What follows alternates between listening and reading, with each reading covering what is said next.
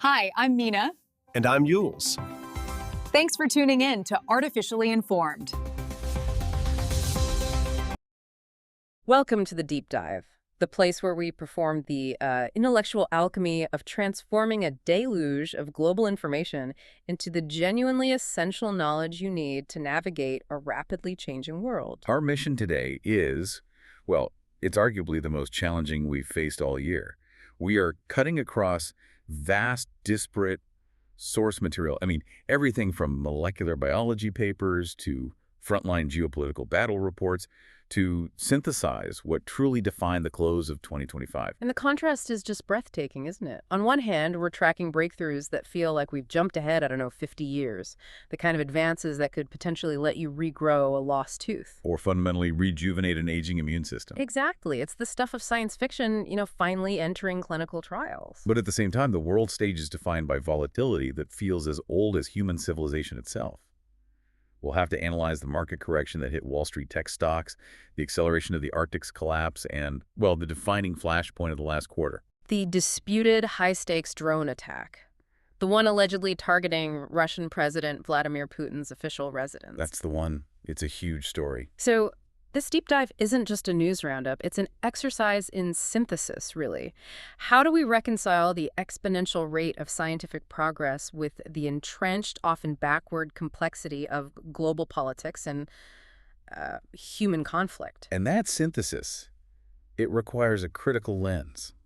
A lens focused firmly on accountability. Our material today, it repeatedly forces us to look at responsibility, from the ethical energy demands of advanced AI and the severe environmental consequences impacting places like the Gulf of Maine. All the way down to the intense scrutiny of international aid efforts. Precisely.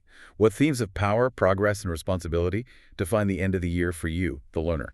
That's what you're here to unpack in detail. Okay, let's unpack this. Starting with part one, the profound advancements in health and biology that are, well, they're rewriting the rules of the human body. Sounds good. We begin with what has to be the most startling medical breakthrough in our sources coming out of Japan. It's the genuine prospect of regenerative dentistry. The core achievement here is pioneering the ability for humans to regrow lost teeth. And this is just a monumental step away from traditional, mechanical dentistry. Researchers in Japan, notably a team led by Dr. Katsutaka Hashi at the Medical Research Institute Kitano Hospital, are moving rapidly toward clinical trials for a drug. A drug that does what exactly? This medication is designed to induce the development of a third set of teeth. A third set? For most of us, we get two sets, your baby teeth, then your permanent teeth. If you lose the permanent ones, your options have always been implants, bridges, or dentures. So what is the biological mechanism they've found that allows them to bypass this lifelong limitation? They're tapping into a latent genetic capability that it seems already exists within us. Yeah. The target is a specific protein, which is encoded by the USAG1 gene. USAG1, okay. And this protein is what suppresses or, regulates tooth growth after our permanent teeth have fully developed. So if I'm understanding this correctly, the human body isn't actually incapable of producing more teeth. It's programmed not to. This drug acts as a kind of biological off switch for that suppression program. That's precisely the mechanism. By blocking the protein that USAG1 produces, they effectively stimulate the latent capacity to grow new teeth. Think of it as releasing the brake on a natural regenerative process. Right. And as you mentioned, this is something certain animals, like sharks or some reptiles, can do constantly. This technique moves human biology a significant step closer to that level of innate regeneration. The significance of this is almost impossible to overstate. It addresses tooth loss from every possible angle. You've got congenital issues where people are born without certain teeth, then injury, and of course the widespread problem of decay. Absolutely. So assuming the clinical trials are successful, and they're slated to begin with patients who suffer from this congenital tooth deficiency, what's the timeline? When could we see this transformative dental health paradigm become a reality? The ambitious but seemingly realistic target is 2030. By 2030. Wow. And this, of course, raises serious questions for the entire dental industry. Right now, implants are invasive, they're time-consuming, and they're incredibly lucrative. A successful biological drug that allows for natural regeneration completely shifts dentistry away from a mechanical surgical focus. And toward a pharmaceutical and preventative one. Yeah. You've hit on a critical point, the financial friction. A breakthrough slated for 2030 sounds ambitious, but the clinical trial phase is incredibly expensive and complex. It is. Given that established dentistry is a multi-billion-dollar industry built on implants, don't we have to consider that the industry itself might resist a widespread shift that undercuts its most profitable procedures? I mean, who pays for the trials when success threatens the existing business model? That's where the ethical and capital discussions intersect, isn't it? The initial focus on congenital deficiency or anodontia is smart. It's very smart. It targets a desperate, underserved medical need, often bypassing the typical cost-benefit analysis of routine tooth loss. So it creates a more sympathetic case for funding. Exactly. Yeah. But for wide-scale adoption, yes, the paradigm shift from mechanical replacement to natural biological regeneration will require a massive structural change in how dental care is financed and delivered globally. It's a fascinating juxtaposition, a molecular breakthrough that forces a massive economic confrontation. Indeed. Now, staying in that same vein, let's talk about another huge biological shift, reversing the clock on aging itself, specifically on the immune system. Right. The age-related decline of the immune system. It's called immunosenescence. It's a fundamental truth of getting older. The body just becomes less effective at fighting off disease, responding to vaccines, detecting cancer. But the Massachusetts Institute of Technology, MIT, and the Broad Institute have developed a very sophisticated yet temporary fix. The challenge, as I understand it, is that as we age, the thymus, the organ that's responsible for maturing our T cells, just atrophies, it shrinks. It does. It stops producing new, robust T cells, which are really the highly specialized elite fighting force of your immune system. And the innovation here involves leveraging messenger RNA, or mRNA. That's a technology that gained massive public recognition through the COVID-19 vaccines, but they're using it in a very novel way. A very novel way. Instead of targeting muscle cells to create spike proteins like the vaccines did, here, they are delivering mRNA specifically to program liver cells. They're essentially hijacking the liver, which is a major metabolic hub, to temporarily mimic the function of thymus cells. Wait, so you're not rejuvenating the thymus itself, which is often calcified in older people. You're functionally relocating the T cell factory to a different organ entirely. That's it. You've created a pop-up factory in the liver. It's an astonishing piece of molecular engineering. That is a masterpiece of biological redirection, and the results in testing. Highly encouraging. In older mice, this technique successfully boosted robust T cell production. And what does that enhanced T cell production actually translate to in a real-world scenario? What does it mean for the mice? It means the older mice had an enhanced, more youthful response to vaccines, which made them more effective. And crucially, their immune systems were better equipped to fight cancer. So if this translates to human subjects, If it does, we're looking at a pathway not just to extending lifespan, but extending health span, reducing our susceptibility to age-related illnesses and improving late-life resilience. this moves the conversation beyond just adding years to life and focuses on adding quality life to those years. It is a powerful validation of mRNA technology as a tool for targeted molecular intervention far beyond its initial use in viral vaccines. It suggests we might eventually be able to periodically reboot or refresh major organs like the immune system, providing temporary but significant protection against age-related decline. Okay, so let's pivot from high-tech molecular engineering to something a bit more foundational yet surprisingly simple: the necessary relationship between vitamin D and magnesium. This research coming from the Vanderbilt Ingram Cancer Center, it might explain why so many people get mixed results from their vitamin D supplements. Exactly. For years, people have been taking vitamin D for bone health and immune support, but the studies sometimes yield inconsistent results. This research highlights that magnesium supplementation is crucial for optimizing vitamin D effectiveness. So what role is magnesium playing that's so necessary? Is it just about absorption? Is that what's happening? It's more regulatory than that. Magnesium acts as a vital cofactor. It is necessary for the enzymes that metabolize and regulate vitamin D in the body. It actually plays a dual role. A dual role. Yes, it helps increase vitamin D when the body is deficient, but perhaps more importantly, it helps prevent toxicity by mitigating levels when they become excessive. So without sufficient magnesium, you could be taking high doses of vitamin D and essentially just wasting it because your body can't properly process or regulate it. It explains why measuring only vitamin D levels in a blood test often tells an incomplete story. That's the practical takeaway for sure. But the connection goes even deeper into gut health and cancer prevention. The research also demonstrates a link to the gut microbiome. Magnesium promotes specific gut bacteria that are key to enhancing vitamin D synthesis. And what's the cancer link you mentioned? Well, this integrated mechanism, magnesium, promoting vitamin D synthesis via the gut, is also implicated in inhibiting the risk of colorectal cancer. It suggests that a deficiency in one foundational nutrient can cascade into compromised function across multiple biological systems, including cancer defense. That is actionable intelligence for the listener. If you're supplementing vitamin D, you must view your magnesium status as a necessary precondition for that supplement to work efficiently.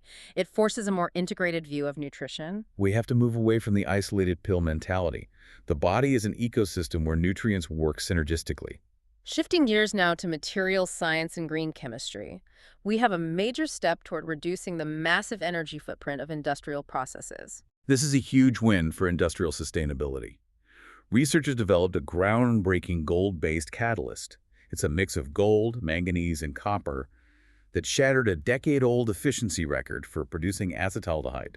Acetaldehyde, that's a key chemical precursor, right? Used in a lot of manufacturing. A very important one. And they're producing it from renewable bioethanol. The core benefit here is the reduction in energy demand, which is, the heart of effective green chemistry. What were the specific metrics that made this so impressive? They achieved an exceptional 95% yield of acetaldehyde. But the critical achievement was the temperature. They did it at just 225 degrees Celsius. In industrial chemistry, achieving high yields at significantly lower temperatures translates directly to massive energy savings and reduced capital costs. It's a practical step toward truly carbon-neutral manufacturing. It demonstrates that high-tech solutions don't have to be exotic. Sometimes they are about finding the right material mix to make existing reactions hyper-efficient. And efficiency is the necessary step toward carbon neutrality when you're dealing with high-volume industrial compounds. Speaking of ingenuity, let's end this section with a delightful historical footnote that connects ancient wisdom to modern sustainability. Leonardo da Vinci's foresight regarding wood preservation. This one is great. It challenges some long-held assumptions about traditional building methods. It was discovered that da Vinci documented a wood charring method that actually predates the popular traditional Japanese technique known as shosugi-ban. Right, shosugi-ban. That's the process of charring cedar or cypress to create a durable, insect and fire-resistant finish. It's become very popular in modern architecture. It has. But da Vinci, centuries earlier, understood the fundamental principle of using fire to enhance the long-term durability of wood against the elements. The philosophical insight here is that genius is timeless. Well, that, but also that ancient ingenuity. Regardless of culture, whether it's Japanese artisans or Italian Renaissance masters, prioritized durability. They were seeking solutions to extend the life of resources against the natural world. This is a lesson modern, disposable consumer culture desperately needs to relearn, connecting historical resourcefulness directly to contemporary sustainability efforts. A wonderful thought that perhaps the future of green chemistry lies in rediscovering and optimizing ancient principles of longevity. A perfect bridge as we transition from the microscopic and chemical to the cosmic and geological. Let's do it. Okay, let's look up and out. We're heading to Mars to talk about the physics of time and how even on another planet, Einstein's theory of relativity holds supreme. We're talking about time dilation. Right. Time dilation confirms that time is not a universal constant, but is affected by gravity and velocity. The National Institute of Standards and Technology, or NIST, confirmed this phenomenon specifically on Mars due to the planet's smaller mass and orbital dynamics relative to Earth. Okay, so for those of us who don't do relativity equations over breakfast, what is the actual measurable difference in time between Earth and Mars over a Martian year? It is tiny, but mathematically significant. Clocks on Mars tick 0.0219 seconds faster per Martian year than clocks here on Earth. Just over 0.02 of a second. Right. And this is due to the planet's smaller gravitational pull, which results in time slowing down less than it does here in Earth's deeper gravity well. That sounds completely negligible, but I'm guessing in the context of interplanetary missions, where systems must synchronize over vast distances, this variance is actually critical. It's absolutely critical. For deep space navigation, for precision landing systems, and particularly for designing communication networks that span the solar system. I mean, think of a solar system-wide internet. That constant, tiny relativistic shift must be calculated and constantly updated. And if you don't, failure to account for it would introduce catastrophic errors in trajectory or communication synchronization over the long term. Your GPS would send you into a crater, instead of to your landing site? It's a powerful reminder that fundamental physics dictates the limits and capabilities of our technology as we expand into the cosmos. And while gravity affects time, the Martian atmosphere presents entirely different physical hazards, which were discovered by the Perseverance rover. Oh, this is the one about the dust devils. Exactly.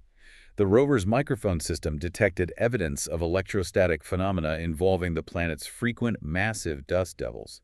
It actually recorded the sounds of tiny electric sparks being generated by them. So static electricity. Essentially, yes, static discharge. But this isn't just an audible curiosity. These sparks create an environment where volatile chemicals, particularly methane, can rapidly decompose. Which challenges previous assumptions about the stability of the Martian atmosphere, right? Yep. If methane is being rapidly decomposed by static electricity, it changes how we look for biosignatures, since methane is often associated with potential past or present biological activity. It adds a whole new layer of complexity to atmospheric modeling.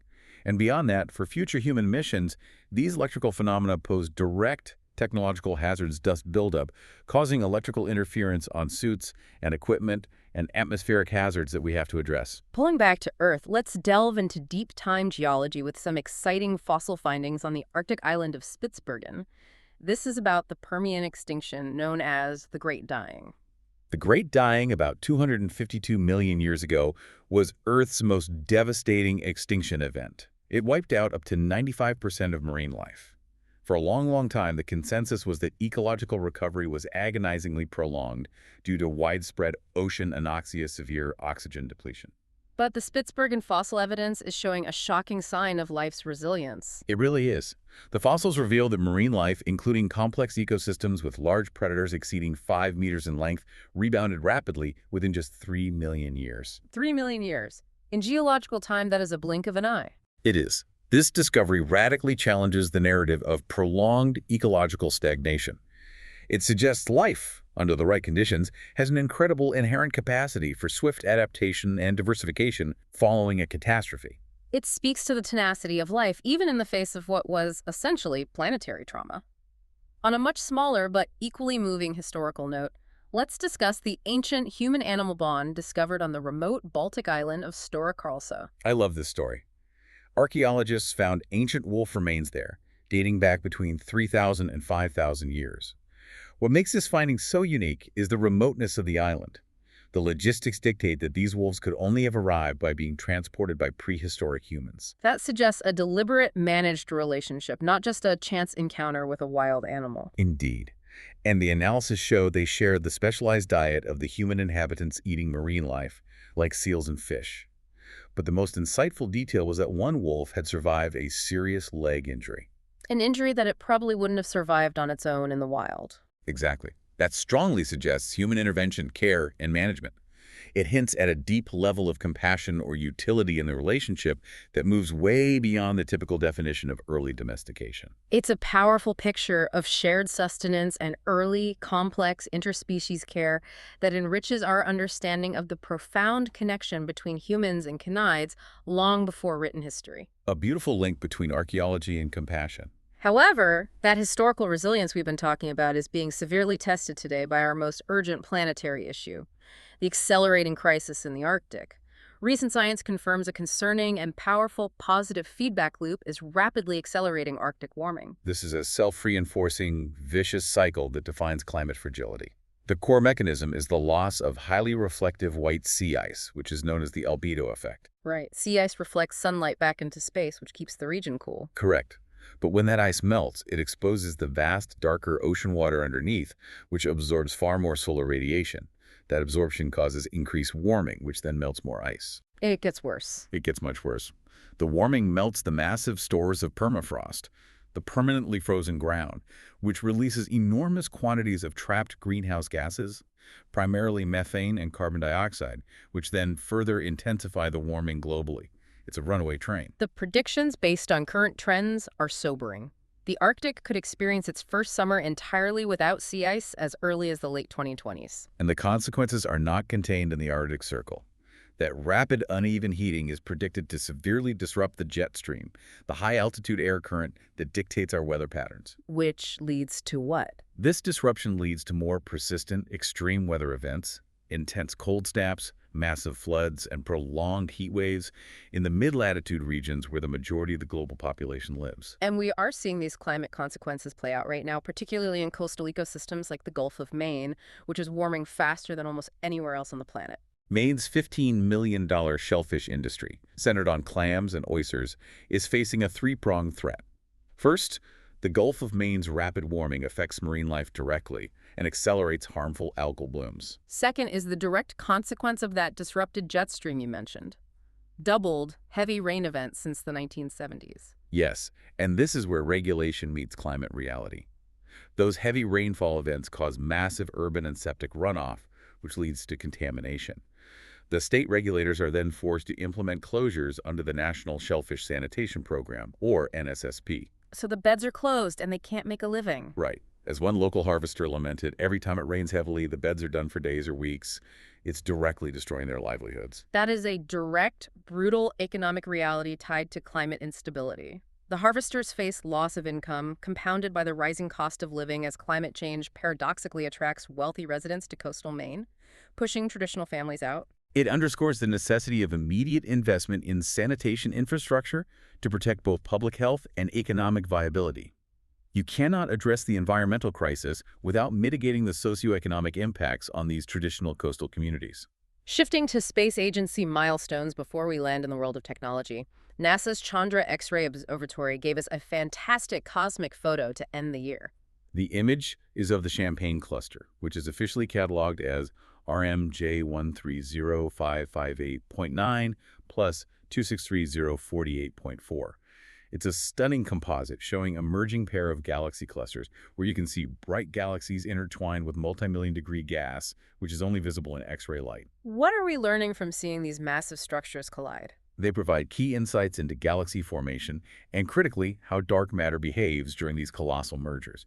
It helps us map the distribution of matter and energy across cosmic structures, whether the merger happened 400 million years ago or 2 billion years ago. Closer to home, the International Space Station, the ISS, had a productive year. It concluded over 750 scientific investigations in 2025. That's a staggering amount of science.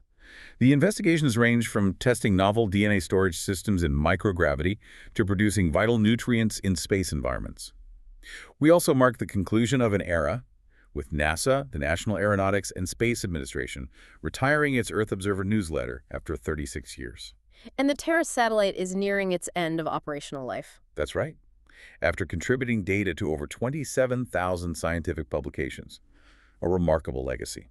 These milestones are great, but we also have to recognize the human cost and the challenges of pioneering space exploration, particularly in the rapidly commercializing private sector. That was highlighted by scientist Amanda Nguyen following her Blue Origin flight. While the journey was a scientific success, she raised crucial concerns about the psychological toll after the flight, including reports of harassment and depression. This is a critical issue that has to be addressed immediately. As space tourism and commercial flights become more common, robust mental health and psychological protocols for both professional astronauts and civilian space tourists must be paramount. The dual nature of pioneering journeys, inspiring but mentally strenuous, cannot be overlooked as we push further into the cosmos, especially given the pressures and often unregulated environment of this new space race. Okay, moving on to the tech world. 2025 was accurately described as the great AI vibe check.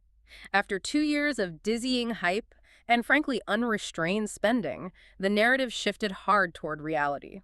It was a necessary correction defined by two key themes: sustainability and accountability.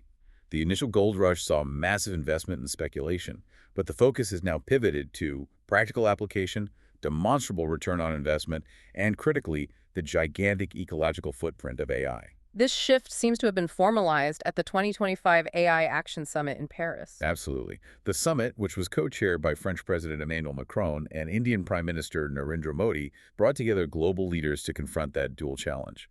The central urgent need is to balance the massive energy demands of AI. You mean the power and water required for training and running large language models? Exactly. They have to balance that with ethical frameworks that prevent the technology from exacerbating environmental or societal inequalities.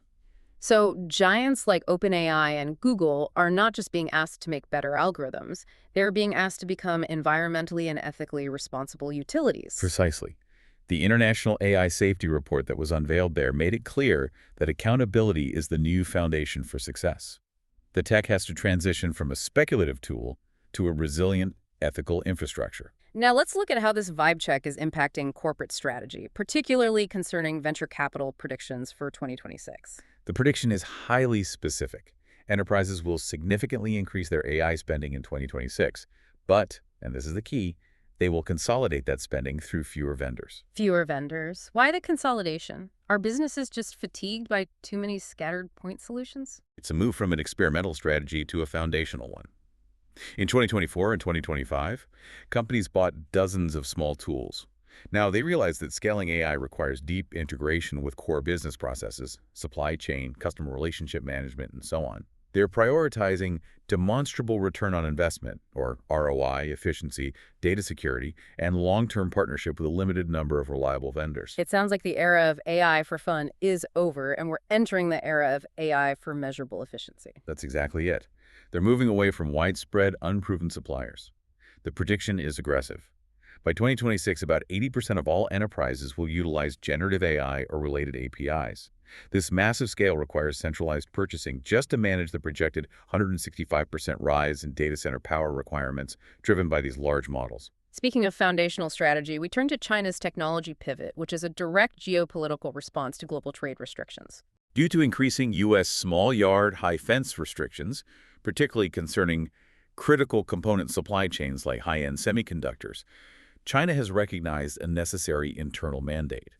They must accelerate basic research and master core technologies for self-reliance. They can't afford to be vulnerable to external threats. The R&D data confirms this urgency, though the target hasn't been fully met yet.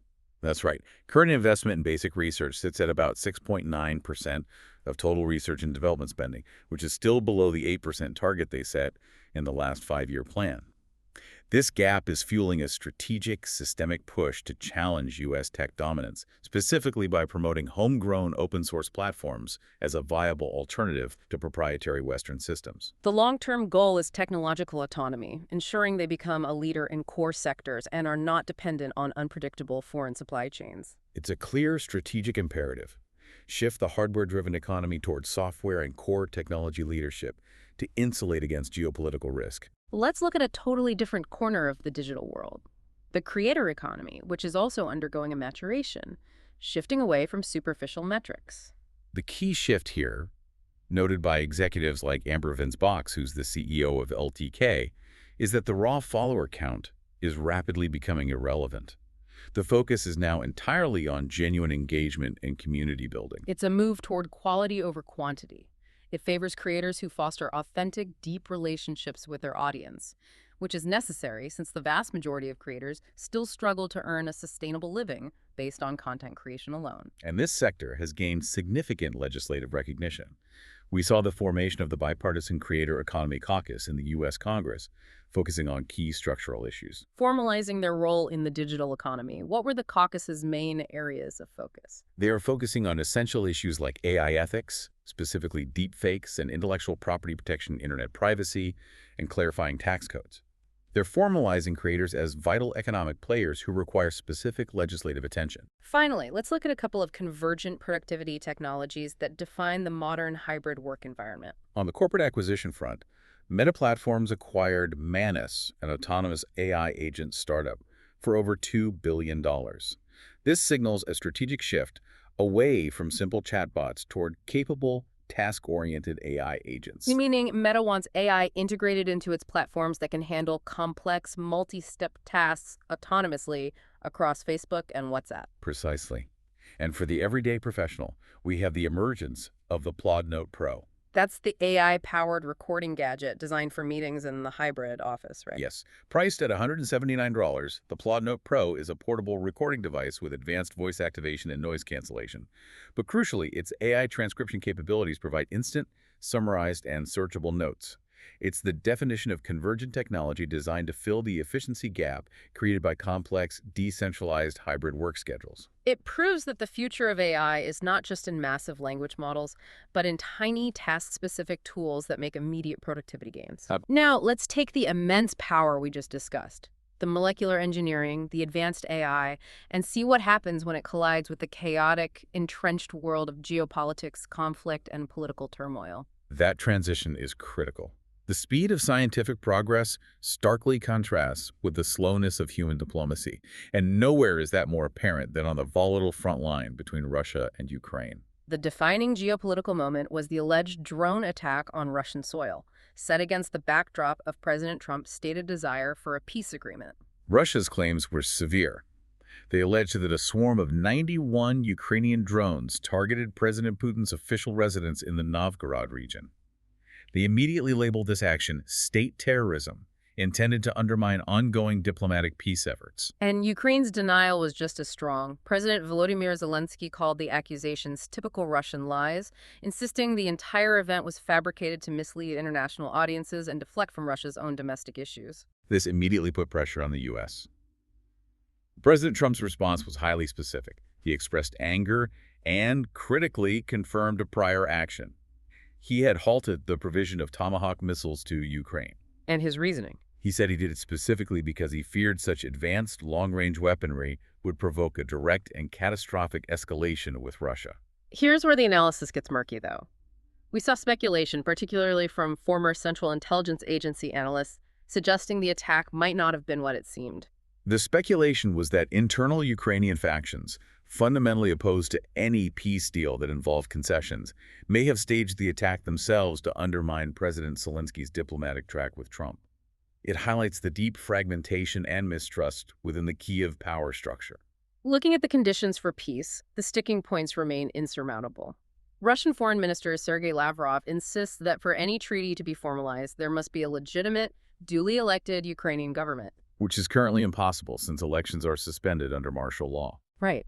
And Zelensky, on his side, while he seems optimistic about nearing a 20-point peace plan agreement, continues to reject any territorial concessions, absolutely.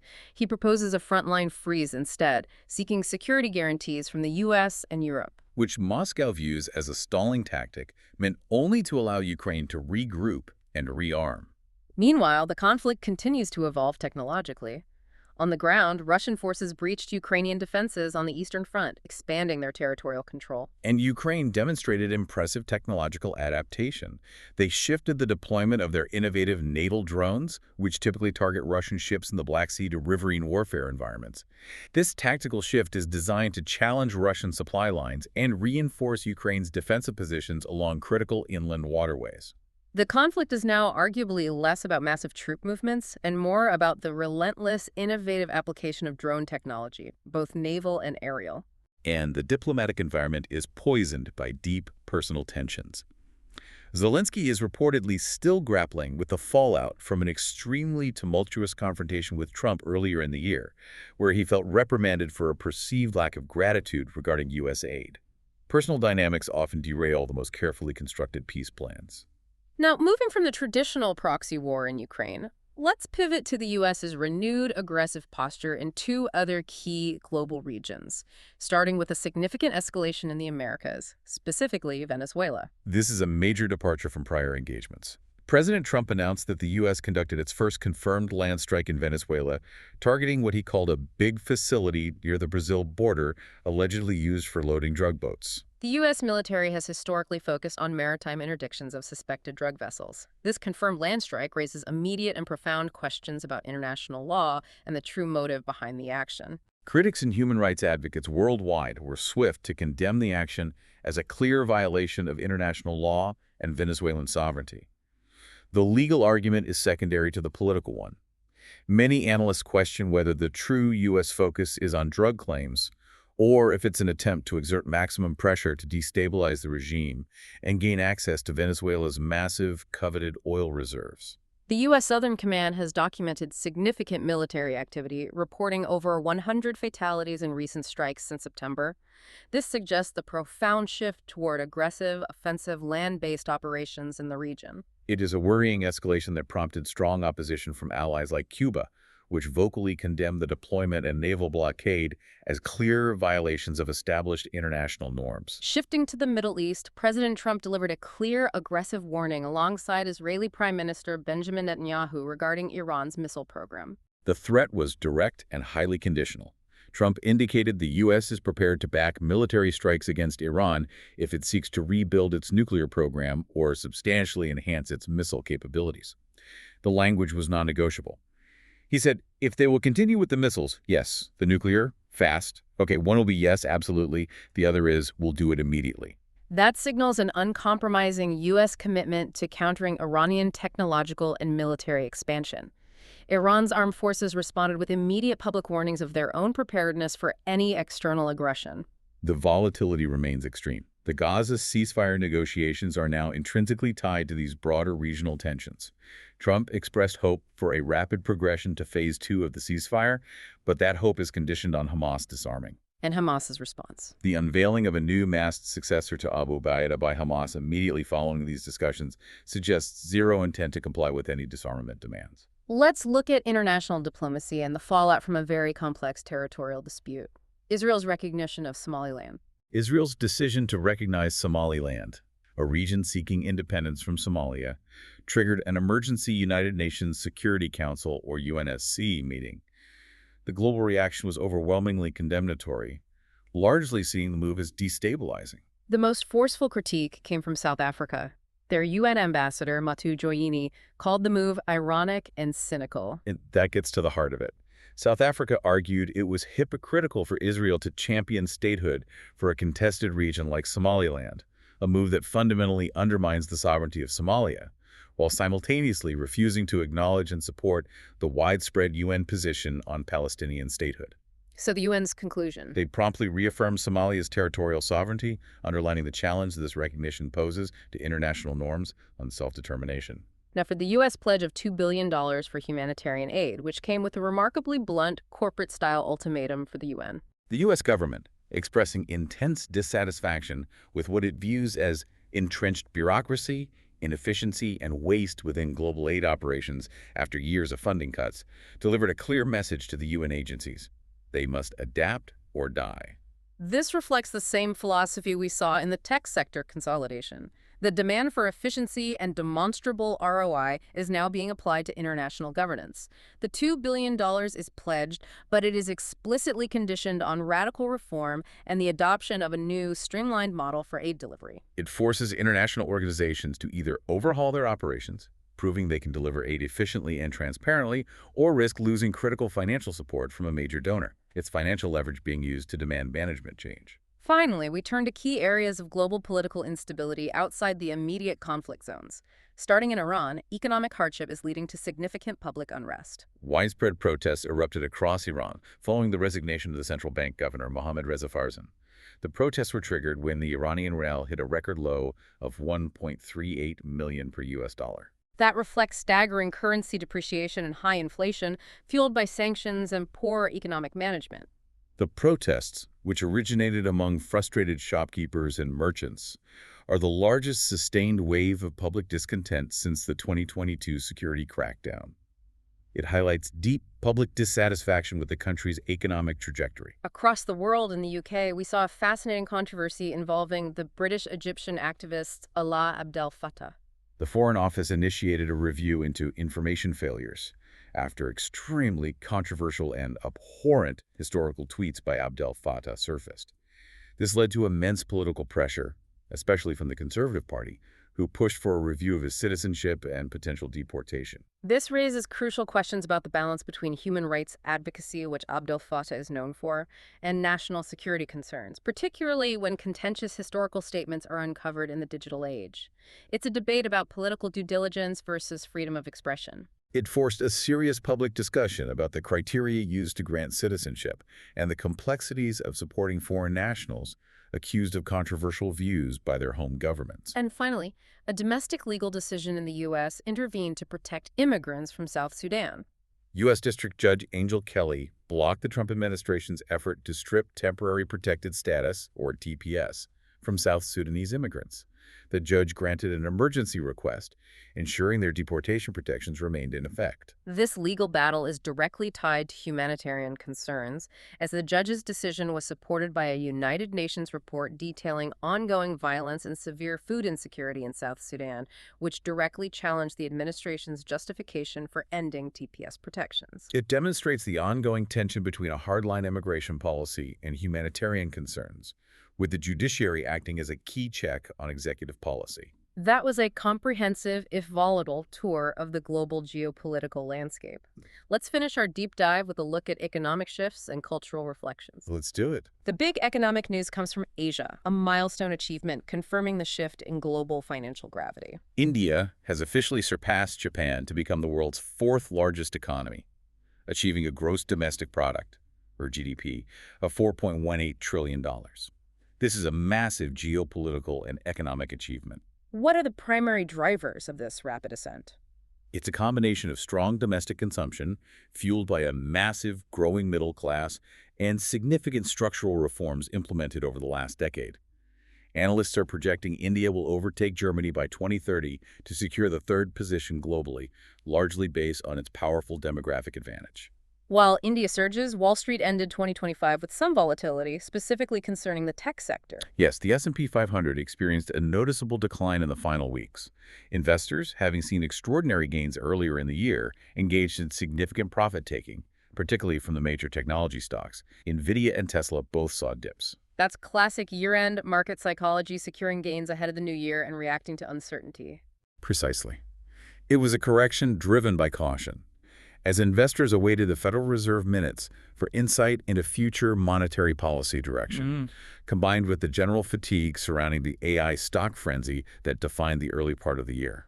Moving to culture and recognition, the British New Year Honours List gave us some fantastic highlights, including deserved recognition for a major injustice. Starting with entertainment and sport, we saw Jane Torville and Christopher Dean, famed for their iconic gold medal-winning 1984 Olympic ice dance performance of Bolero, receive damehood and knighthood, respectively. Long time coming. It is. And Serena Weigman, who has so successfully managed the England women's football team, received an honorary damehood for her pivotal role in elevating the sport. In entertainment, the ever-popular Idris Elba was knighted, and comedian Paul Chuckle was appointed an MBE, a member of the Order of the British Empire. But the most resonant honor for many was the OBE, Officer of the Order of the British Empire, awarded to Betty Brown.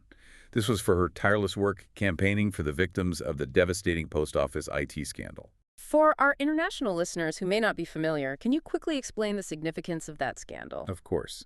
It was one of the largest miscarriages of justice in modern British history. Hundreds of innocent sub-postmasters were wrongly prosecuted and convicted. Some were imprisoned due to faulty Fujitsu accounting software called Horizon. The post office refused to acknowledge the software errors for years, devastating countless lives. Betty Brown's honor is not just personal, it symbolizes the official recognition of the need for justice and accountability for institutional failure at the highest level. That adds a powerful layer of meaning to the list, moving beyond celebrity recognition. On a somber note, we acknowledge the passing of an icon who embodied complex contradictions. Brigitte Bardot, the iconic French actress and cultural figure, passed away at 91. She was globally known as a captivating movie star who fundamentally redefined female sexuality in cinema. Yet her legacy is really defined by her choices after stardom, and those choices were often highly polarizing. That's right. She famously renounced her acting career in the 1970s to dedicate her life entirely to animal rights activism, prioritizing that cause above all else. However, her later decades were also marked by outspoken support for far-right political views, including xenophobic comments that led to legal consequences. She remains a complex figure, showcasing the deep contradictions often found in public life. Turn to sports, we have tragedy and resilience to discuss, starting with the tragic news involving heavyweight boxer Anthony Joshua. Joshua was involved in a tragic car crash near Lagos, Nigeria, which resulted in the deaths of 2 members of his team. While Joshua himself sustained only minor injuries and is in stable condition, the emotional toll of losing close companions is immense. It reminds us of the fragility of life and the unpredictable risks faced by athletes, even off the field. It provides a moment of necessary reflection on the sheer volatility of human existence, a theme we've tracked throughout this deep dive, from geopolitical strikes to everyday tragedy. Absolutely. And in contrast to that tragedy, we saw incredible resilience in the highly pressurized world of competitive darts at the PDC World Championship. Specifically, the phenomenon of Luke Littler. Littler, the defending champion, faced significant pressure, including persistent booing from sections of the crowd during his tough match against Rob Cross. His response, however, was pitch perfect. He humorously thanked the booing spectators for contributing to his prize money through their ticket purchases and engagement. A masterclass in mental fortitude under pressure, turning negativity into a financial positive. And we can't forget the underdog story of debutant Justin Hood, who delivered an outstanding performance to eliminate the 11th seed, Josh Rock, securing his own unexpected place in the quarterfinals. It's a powerful reminder that preparation and composure can overcome experience in any high-stakes competition. Finally, in the National Football League, or NFL, Week 17 brought major upsets that reshaped the playoff picture. Star quarterbacks Josh Allen and Jalen Hurts both struggled noticeably in their matchups, raising serious questions about their momentum heading into the critical playoff rounds. Most crucially, the Atlanta Falcons delivered a stunning upset victory over the Los Angeles Rams. A game dominated by running back Bijan Robinson's phenomenal performance. He racked up 229 total yards. A huge game for him. And that Falcons win had a massive ripple effect, immediately solidifying the San Francisco 49ers' contention for securing a crucial home Super Bowl advantage. It was a week where the unpredictable talent of the underdog truly disrupted the dominance of the expected champion. That certainly was. Ending our cultural reflections, let's cover entertainment and a hefty dose of nostalgia. In the intense world of K-pop, the sensation New Jeans announced a significant breakup following a bitter internal dispute with their record label Andor. This led to the confirmed departure of member Danielle Marsh. It underscores the intense, often tumultuous pressures and power dynamics between idols and management in that hyper-competitive industry. And for fans of 2000s sitcoms, a dose of fantastic news. Malcolm in the Middle is returning. The reboot is confirmed and generating massive excitement. It's set to debut in April 2026, with original stars Frankie Muniz and Bryan Cranston both returning to their iconic roles, promising to deliver the same signature blend of quirky humor and chaotic family dynamics that defined the show nearly 2 decades ago. What a spread of information we have covered today, from the infinitesimal to the infinite and everything in between. Truly.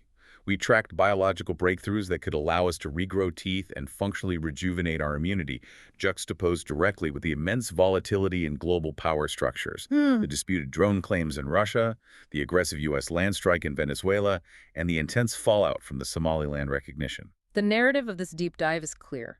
The rapid pace of science and technology is providing humanity with unprecedented physical and digital power. But the world of politics remains tethered to historical conflict and deeply entrenched mistrust. Which brings us to a final thought on legacy and ethical responsibility. We touched on the ancient Olmec civilization earlier, known for their massive, enduring stone carvings and a complex belief system revolving around the deep reverence for nature. An ancient civilization that chose to dedicate its resources to creating objects of lasting cultural and philosophical value. Indeed. We covered today the massive energy demands of AI, the accelerating speed of the Arctic's destruction, and the dangerous geopolitical maneuvering that risks global stability. So, what lessons can modern society, with its immense focus on speed and short-term gains, take from those who came before us about long-term consequences, sustainability, and lasting value? Are we building structures of permanence and ethical stability, or just accelerating toward collapse? That is the powerful question we leave you with. A profound thought to mull over as we close out the year. Thank you for joining us for this deep dive. Continue your own explorations. For enjoying Artificially Informed. Hit subscribe and share it with a friend. From the left, the right, and straight from the algorithm. Thank you. That's it for today's Artificially Informed. Nope. Thanks for spending your time with us. Yeah. Stay sharp, stay curious. See you next time.